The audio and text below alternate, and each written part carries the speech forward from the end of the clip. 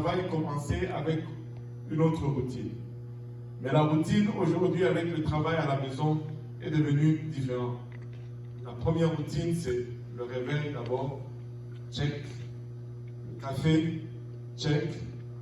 La douche, check. Il y en a qui commencent à charger à leur patron, même l'heure de douche. Alléluia. Et les routines sont changées. Montre-moi l'autre routine un peu. Il dit, je n'ai aucune idée du code vestimentaire, mais je ne pense pas que ceci soit permis. Le travail à la maison amène d'autres habitudes. Alléluia. Le travail à la maison peut nous conduire à des situations cocasses comme celui-ci. On commence à partager son bureau avec le chien à domicile. Le travail à la maison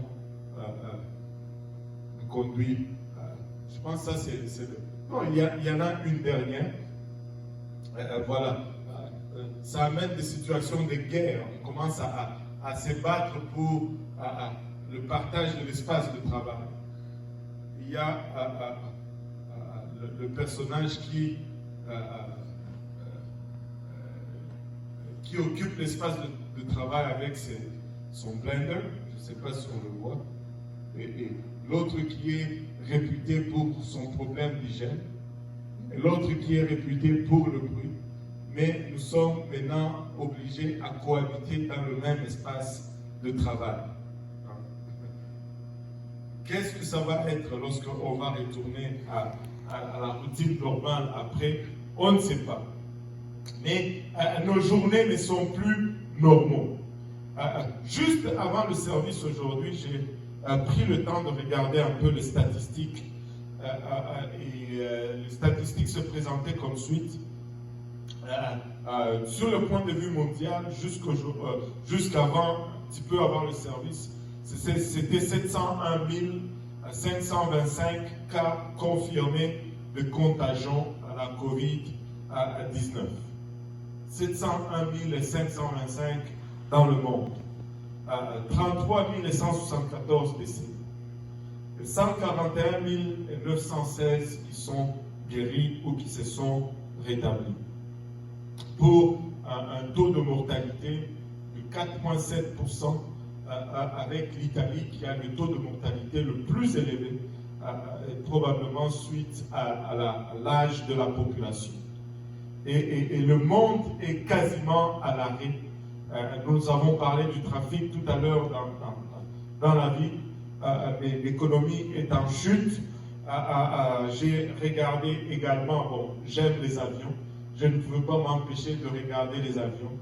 La carte qui montre le trafic aérien est presque claire. Il y a une carte sur Internet qui, pour chaque avion dans l'air, on met un point.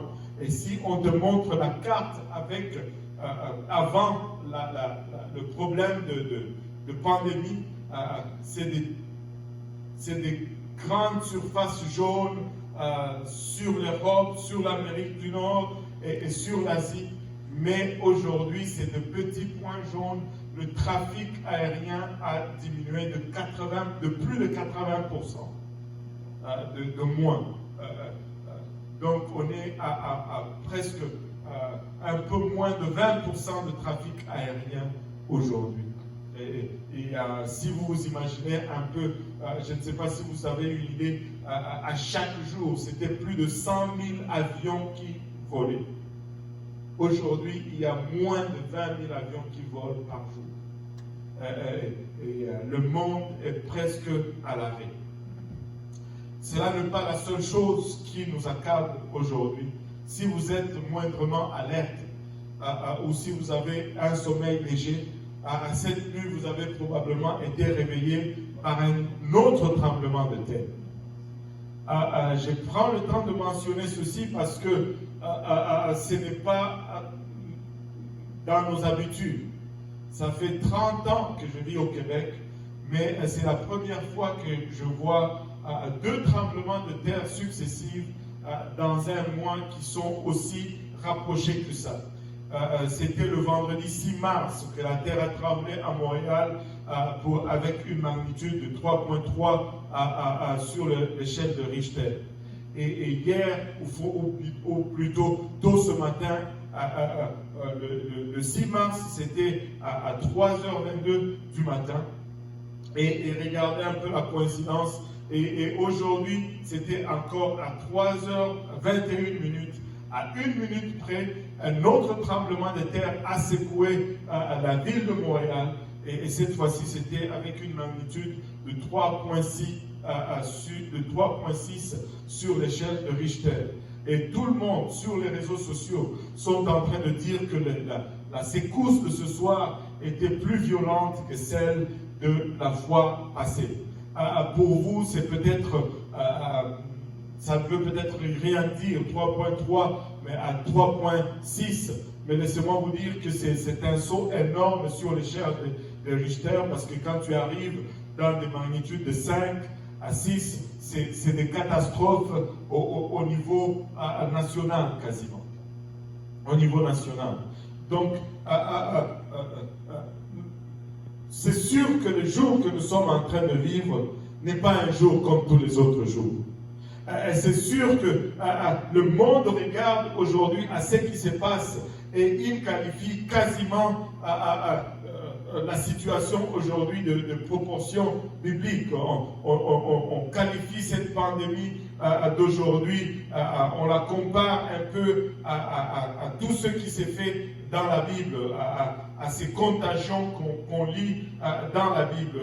Lisons un peu à Matthieu 24.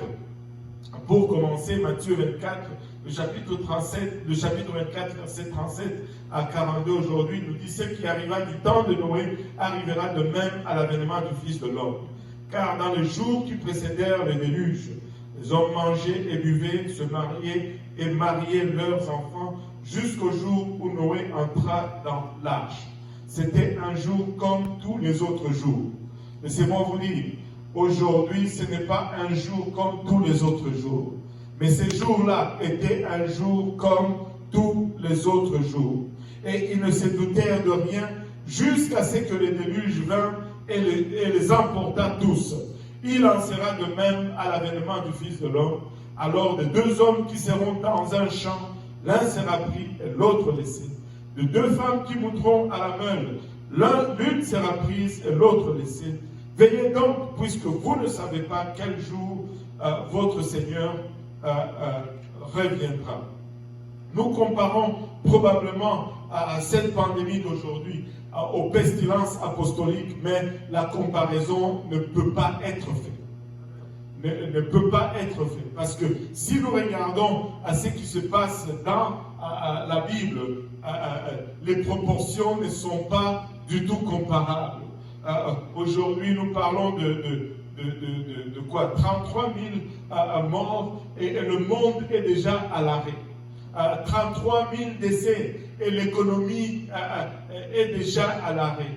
Mais juste avec le premier fléau dans l'Apocalypse, la Bible nous parle de 1/3 de la population mondiale qui décède.